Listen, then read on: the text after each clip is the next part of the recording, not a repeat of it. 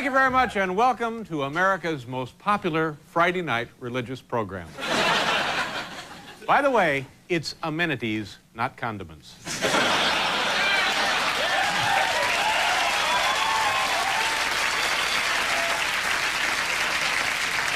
We had a little discussion here in the audience prior to the taping of tonight's program. You know those things when you check into a hotel of a certain standard? And they'll leave you like a little mint, they'll leave you like a little shower cap, and what else will they leave you, Paul? Like a conditioner? Mint. Sure, yeah. And we're struggling to find out what the word was, and a man with a certain look of pride on his face leapt to his feet and he said, "Condiments, damn it, they're condiments!"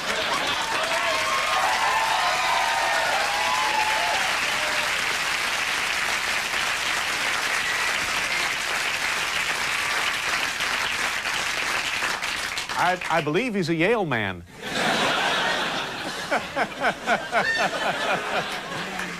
Well, kids, it's not been a good year for King Hussein. First of all, he sided with Iraq, and now I understand he had $50,000 on Syracuse to go all the way. So,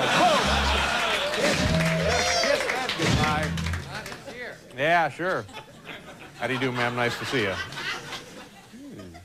The Emir of Kuwait returned back to Kuwait City a couple of days ago. He was in exile for 7.5 months. And listen to this. I thought this was fascinating. You know, you watch the war and you're nervous and you're worried, and you kind of see how the ebb and the flow of that goes. And finally, thank God, it's over. The Emir of Kuwait goes back to Kuwait City. He gets back to his home, and on his answering machine, listen how silly this is. There are 30 messages. Now, this is a true story. It's in the Times today. 30 messages on his answering machine from the video store wanting to know when he was going to be returning driving Miss Daisy. Driving Miss Daisy. Condiments! They're not condiments, damn it! They're amenities!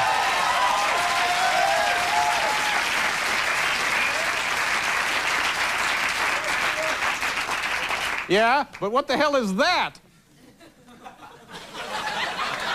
It looks like they finally raised enough money to build that new causeway.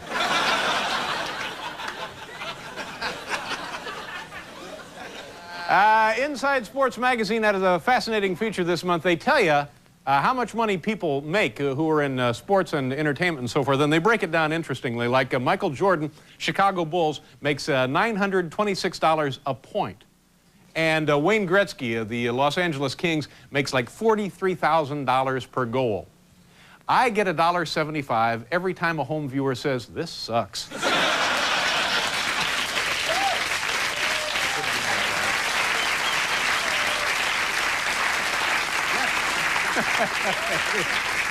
see? The new causeway. You see? Here they go. The new causeway. Oh, never mind. Hey, this is a pretty good program tonight. Michael J. Fox is... Thank you so much. Let the sideshow begin. That's Listen, what I have to clear something up. Yeah. Last night, I mentioned that the baseball season is upon us now. I have offered up this kind of a deal. I will come to any major league city and pitch 1/2 inning of shutout baseball. Yeah, that's what you were saying.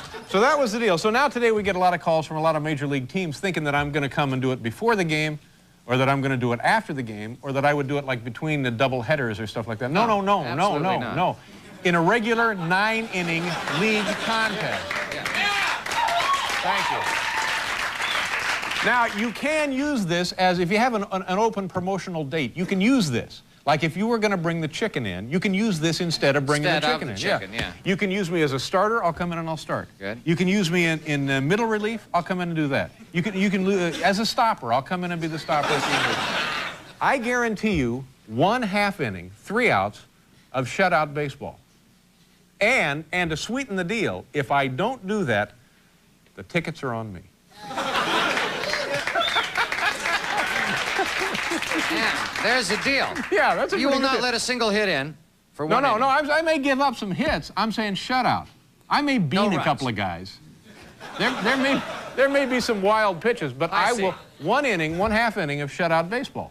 Use me any way you want. I'll come in 3 outs. That's a good deal. But you'll play for one of the teams. That's right. Specifically. That's right. And if it doesn't work, I'm not going to play for both of them. I'll be for one of them.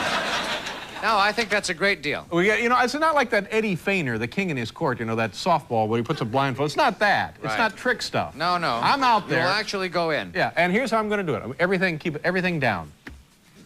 Just keep everything down. Everything low. Yeah. 1 half inning, shutout baseball, or the tickets are on me. And you mentioned last night the tailgate party. You will attend a tailgate party as part of the... That's right. Yeah. As part of the package. Now my fear is a line drive comebacker that'll hit me in the forehead. That's my only fear. That's my only. I may have to use a helmet. Well, those are the chances you take. Let's do our viewer mail. It's Friday night, ladies and gentlemen, moms and dads, boys and girls, and kids of all ages.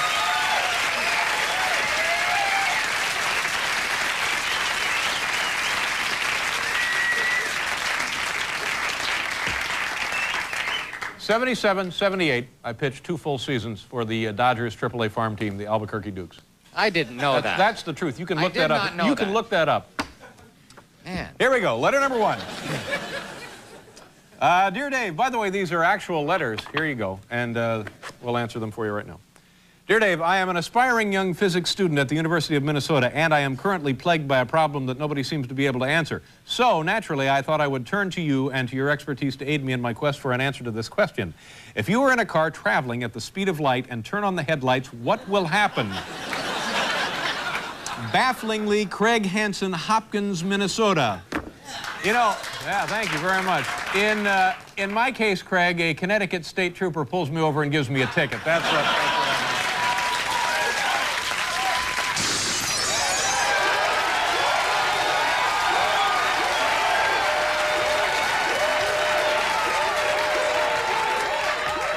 At the end of the '77 season, they called me up. They called me into the O'Malley office. Peter O'Malley, I think it was. They said, Dave, we'd like you to be in the starting rotation for the Dodgers next year. I said, no, thank you. I got me a talk show. Surprising what you learn about a guy working for 10 years. Well, I don't like to brag about stuff like that. Wow.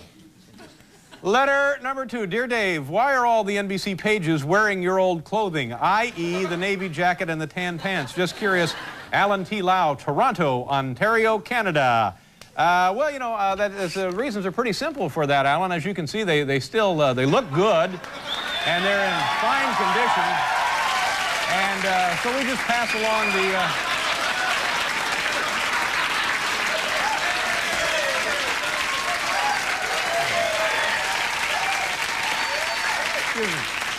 Excuse me, I think you on the end there, you with the dress. Why are you in that dress exactly?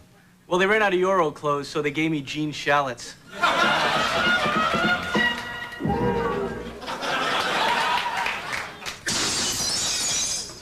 He's kind of cute. Think about a little nair, will you? Oh, hi. Hello. I think you can all leave now. Jeez. God, they're going to stay there for the rest of the night. Are we done with them? Do we? All right, well, oh, and you have to stay, don't you? Oh, good. You're the lucky one. Are you actually a page? What's your name? Angie. Angie? Angela. Angela, nice to see you. Oh, that's good,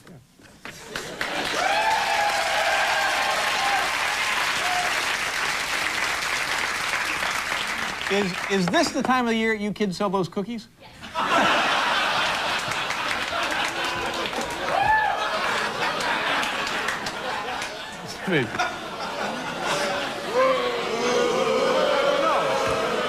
Hey, and I mean this from the heart, screw you.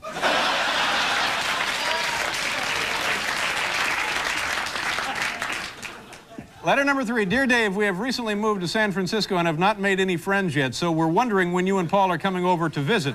Your lonely but loyal fans, Amy, and it's pronounced there, Ummy, and Kathy, San Francisco, California. Well, Ummy and Kathy, I'm certainly flattered by the invitation, and we could use our TV celebrity status to take advantage of your vulnerability, but we're just not like that, are we, Paul? Are we, Paul? You're going to San Francisco. Be sure to wear... Paul. What was that? I'm sorry, what were you saying? Oh, never mind. Ah. And Mary Connolly, staff member Mary Connolly, said today that she would accompany me to the ballparks and serve as my bullpen catcher. Well, now you're talking about it. Sure. Yeah. Dear Dave, letter number 4.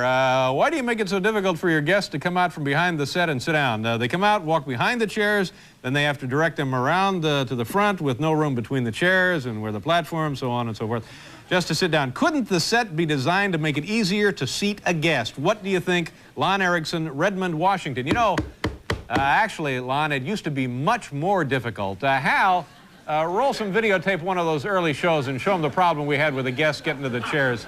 Okay, here, watch this, Lon. You think this is crazy now? Just enjoy this here. Our next guest has just written a book about her years as a piano teacher at the White House. Ladies and gentlemen, please welcome Virginia Hampton. Virginia, come on out here.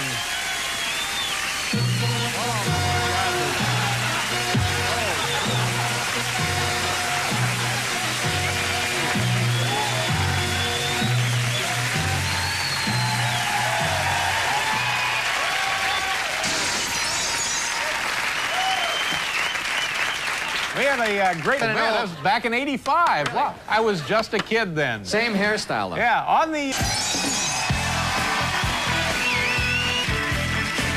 For the commissioner of baseball, Fay Vincent. Oh, good. He's given it a green light. Good. It's a go. So what are some of the cities you'll be hitting then? Anybody who wants me. We've heard from about 18 of the 26 Major League ball clubs. And we'll just put it all together. And of course, I'm not going to do it until after May because I don't like it when it's cold. Makes sense. And I may not go to Canada till midsummer because it stays colder in Canada longer. Perfect sense. But other than that, anytime, any place, I'll be there. Great. One inning, shutout baseball. Or the tickets are on me. Tonight's category for the top 10 list, top 10 Amish spring break activities. Spring break. Spring break. College, 2 or 3 weeks down in Florida. Wild. It's traditionally a wild time. That's right. Here we have the top 10 Amish spring break activities.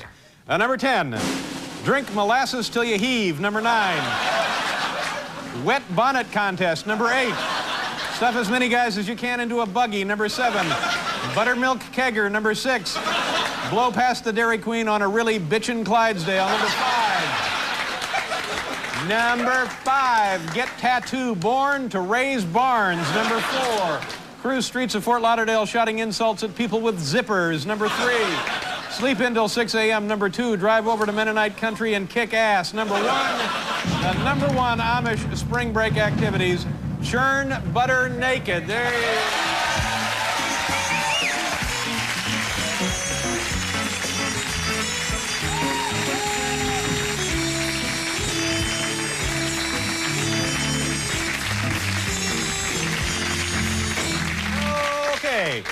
Our first guest tonight, of course, starred in all of the Back to the Future movies, and his latest film is called The Hard Way. It will be opening when? When is that opening? Soon? Huh? It's open? It's out now. This week he will be hosting NBC's Saturday Night Live. Ladies and gentlemen, here he is once again, Michael J. Fox.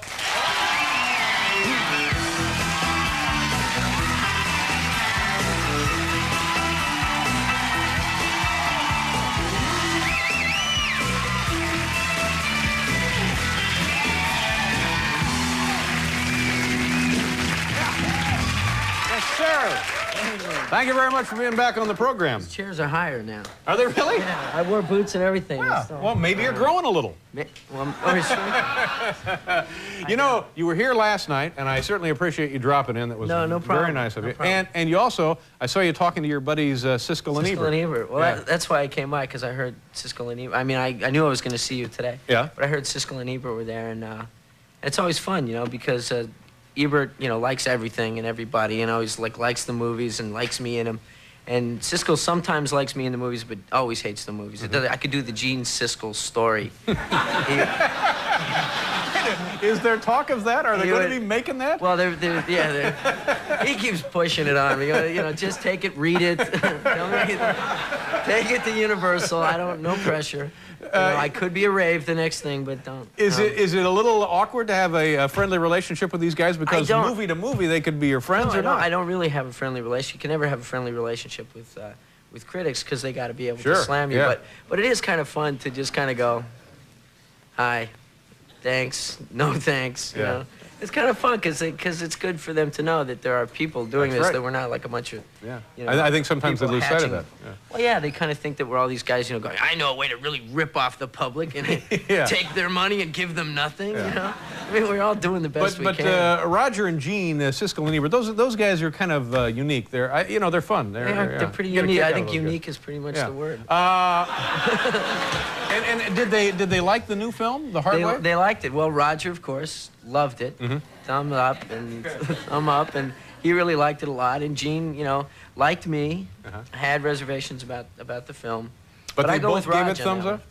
Well, no, got one Roger up, gave one it a up. thumb, and Gene gave it his finger. Yeah. My goodness. But liked me in it. It was one of those ones where, you know, Gene always does the thing. I'm just talking as a guy who watches this show, right? You ever notice that Gene kind of says, I really would have liked it if it was about, like, the 40s? And you go, well, you know, it's about the 90s, Gene. Yeah, that's right. You know, but it really could have been good if, Yeah. you know, if Judy Garland was in it. Well, Yeah. you know, she's dead, and you know, so I don't get it. But he seemed to like it. I mean, he liked me in it. But yeah, I like when Roger, the heavier one, says, it Roger? Yeah, he says the balcony is closed, and I think to myself, but apparently the refreshment stand is open. They closed the balcony, but they're still serving up downstairs. So let's go on down there. This is why you're not in the movie business. never We can make both one- talk about yeah. it, but you're the one who can say that joke. Now this thing with you and I can't remember his name now. Jimmy Woods? Yeah, Jim Woods. This to me is a really interesting bit of casting here. Yeah, I mean, it's a really neat story because I mean, it's really funny. I should say that Gene is wrong and Roger's right in this instance. It's very funny, but it's about an actor who's really spoiled, and he's well known for light comedies and action adventure movies, and does a lot of sequels. But he wants to do serious movies, and no one will let him. And somehow I related to this. Just something, and it spoke to me, and he goes to New York because he wants to play a cop, and he sees a cop on TV who's a real intense, insane guy, and he wants to be that guy, and therefore, in the same way that I was kind of typecasting Jimmy Woods, Yeah. you know? And so he got to make fun of how intense people was. perceive him Yeah. to be, and I got to make fun of how I'm perceived. Now, is he that intense in real life, or to work with him? Because he strikes me as probably like he would be. Well, he's intense, but it's good intense, and it's great from an acting point of view because He doesn't wear you out with that stuff all the time? No. As a matter of fact, it's really energizing. You know, it's like you get there and, you know, he's ready to go, and so you either, you know, jump in or you know, get blown into the lobby. So, so it's really good. He's a really good actor to work with. Yeah. Are we going to take a look at a clip of this or not? In the next segment? Can you hang around for the next segment? I don't know. Let's go to our producer, Morty. When are we doing the clip?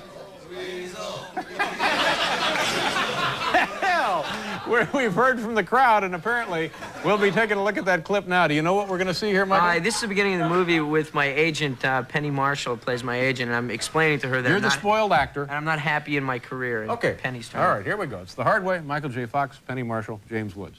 Good hair. Good hair. All right, we'll do a commercial. We'll be back here with, oh, we do this. Oh, we do this. And now a word from Budweiser, the king of beers. I couldn't be...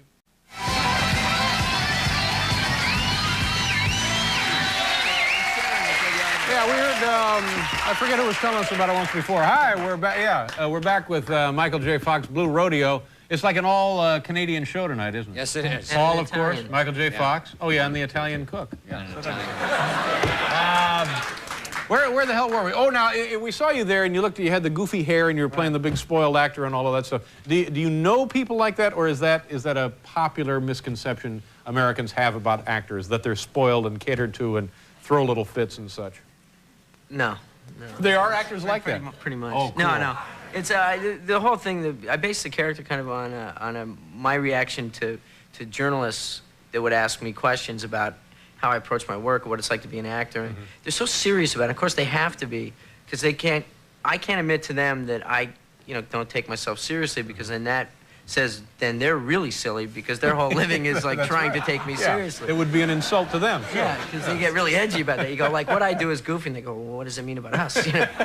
But so then I read this thing, and I said, this is great, because this is who these guys think when they say, you know, do you want to be Olivier? You know, why are you, you know?